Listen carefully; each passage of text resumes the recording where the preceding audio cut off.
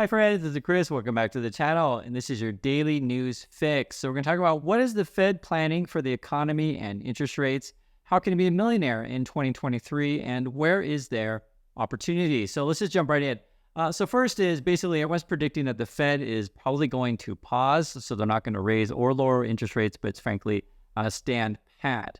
The funny thing is if you asked each Wall Street bank, what do you think? Bank of America, pause. Barclays, pause. Citibank, pause. Deutsche Bank, pause. Goldman Sachs, pause. JP Morgan Chase, pause. You get the idea. Morgan Stanley, pause. Nomura, pause. Wells Fargo, pause. So there's a big chance that they're going to pause.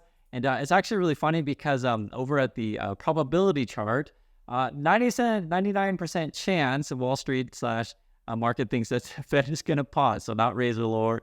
Only 1% chance thinks they're going to raise. So if in fact they do raise tomorrow, the market will clearly freak out because no one's expecting it. Looking forward, looking ahead to say the November meeting, 70% chance is sort of the market thinks that they'll stay the same, which is a pause, or 28% chance increase. Looking at the December meeting, essentially you're looking at more like a 35% chance to maybe increase from here. The other thing is too, if you go way into the future, right, this is a long ways from now, but say June of 2024, then you sort of get, okay, maybe 35% chance will be the same as we are today, or maybe a little bit lower, 35% chance. So I am telling you, it said this all along, the Fed has said, hey, we're probably going to keep interest rates longer than you expect. So it's been really weird the way Wall Street responded, but ultimately they're getting with the program saying, okay, fine, you're probably going to pause. No cuts. Yeah, there were some people that were saying before, like a few months ago, saying that they're going to cut, but I just didn't see it. Looking at more projections, this is actually coming from a survey from Bloomberg. So they're saying maybe rates will come down in 2024, so right, not this year. GDP growth may slow in 2024, this is sort of what we're looking at, and then recover in 2025. Unemployment may peak, unemployment here may peak in 2025. Inflation is only going to go down, but may not hit the 2% until 2025. So this is a long-running game. I'm showing you guys this stuff. And then you have the PC and the core is kind of the same projections on that. The biggest sort of challenge though going forward is what we've been talking about on this channel is basically gasoline prices. Now the OECD put out some projections today of where they think growth is going to be around the world. And we've talked about this several times. So I want to hear from the chat. Where's the number one country, number two country? If you have all the chat, you probably know. So India is where the growth is likely going to be. This is their September forecast. And then you can look at China is second, then that's ahead of the world, and then the U.S. Putting a third. And these are just the countries they listed. I would still say Vietnam is on this chart somewhere as well. But I just want to give you guys a bit of comparison. These are the new forecasts from September. If you looked at May, they were actually rosier. So in the past, they were saying like India is like, 7% growth, China's like in the 5%, and USA is like around 1.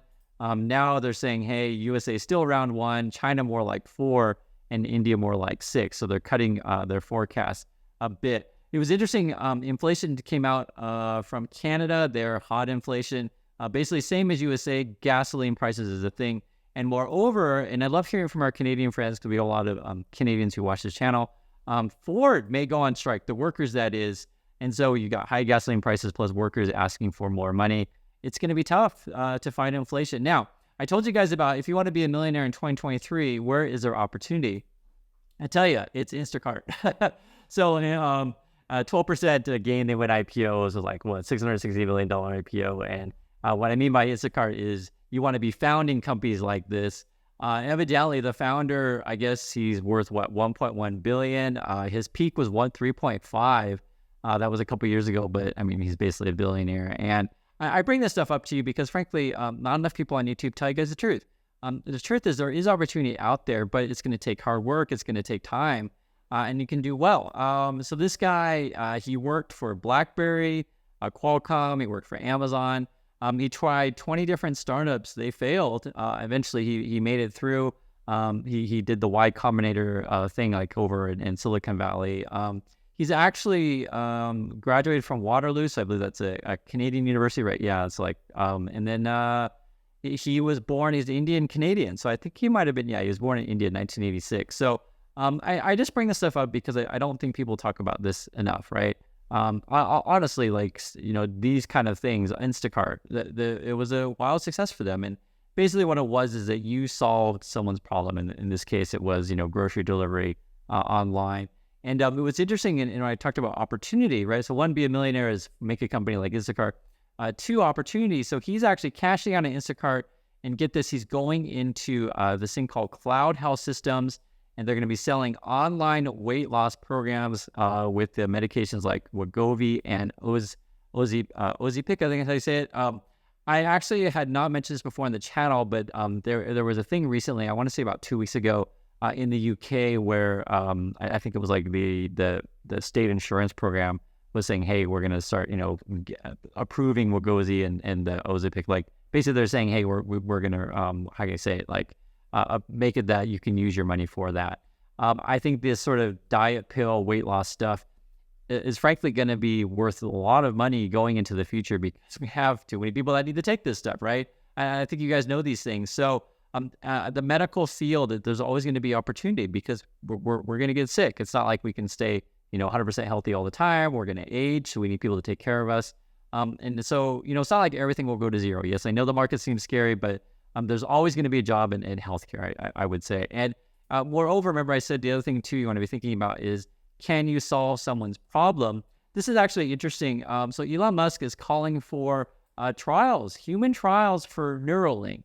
And if you don't know, this is basically putting a microchip in your head.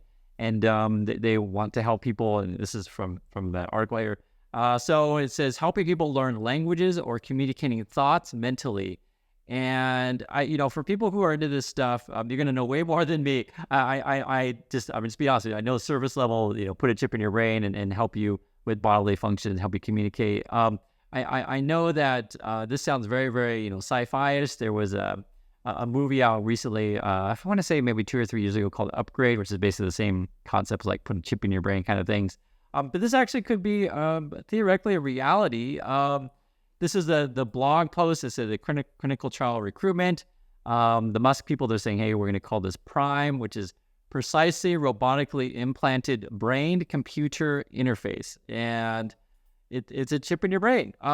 They're looking for people, and this is the eligibility. So they want people who are quadriplegic.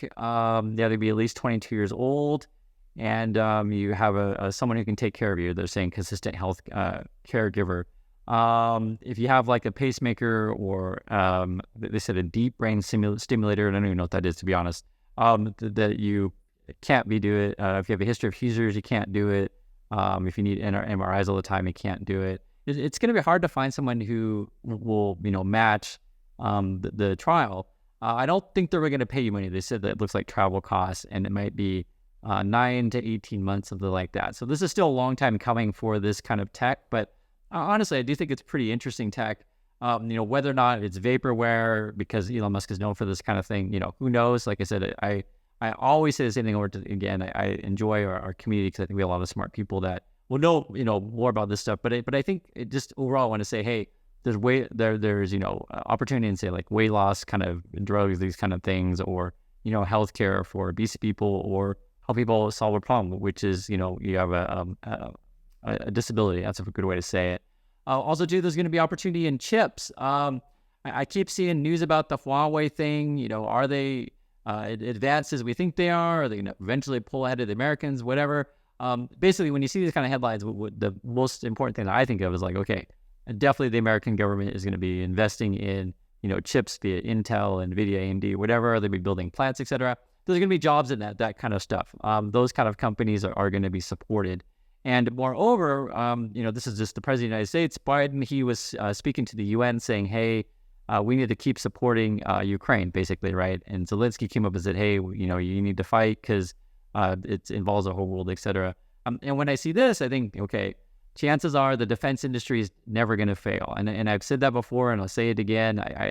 This is part of the American economy. How long will this thing go? I can't tell you. I mean, I just don't know. But if you look at America's past, you guys will know I lost my family in the Vietnam War. I don't really make any jokes about that. I even wrote a book about that. And it's real. Like, this stuff is just part of American history when we just got out of Afghanistan. I think it was like 20-some-year war or whatever. And, who knows? I don't know. But this is just part of what it is to be in the USA. It's part of the economy. There's going to be, there's always going to be companies who make money on this kind of stuff. So it is a thing. Where there's opportunity, but you can decide whether or not it's good or not. Amazon is going to be hiring more people, so they're saying 250,000 for essentially the holidays. So it sounds like temporary to me. Now it's interesting. I was looking at the pay of this stuff. So over at Amazon, the pay is between 17 to 28 an hour, right? And I was thinking, okay, so how does that compare to the auto workers? So remember, Amazon's 17 to 28. Auto workers want a 40% increase. I think they've dropped that. Then maybe they're going for 35 now because they have to negotiate. But if you're an auto worker, the low end is 17. The high end is more like 33. So it's basically comparable to an Amazon job. And I mention these things is because I think it's tough if you don't have job skills that are how can I say irreplaceable. It's tough to get this kind of money, and this is the kind of pay that these workers get. So it's equivalent to Amazon pay, and they can just hire people basically off the street to do this kind of stuff. So we'll see. I would say probably the difference though with the UAW is they're going to probably have better benefits than Amazon. Now, where there's opportunity, I mentioned this before. I just want to mention it again. The hackers, evidently they have been targeting other companies, not just MGM. And I think, cybersecurity is going to be a thing for years to come. Moreover, I keep seeing job posting and stuff like this for AI thing. It's make $300K, et cetera. And I want to mention all of these things because I think it's just so important. It seems like the world is, in trouble. We got war. We got, they want to put chips in your brain, et cetera. Growth is slowing and things like that. But I want you to always understand there always is opportunity out there, right? Be it healthcare, be it AI. Yes, if you want to get a temporary job, Amazon, these kind of things. But I want you to be thinking long term. How can you figure out a way to set yourself up for success? And this is why I enjoy giving the news every day, just to keep you informed. Because as we say in this channel, be prepared, not scared. So thanks again for watching, everyone, and I'll catch you next video.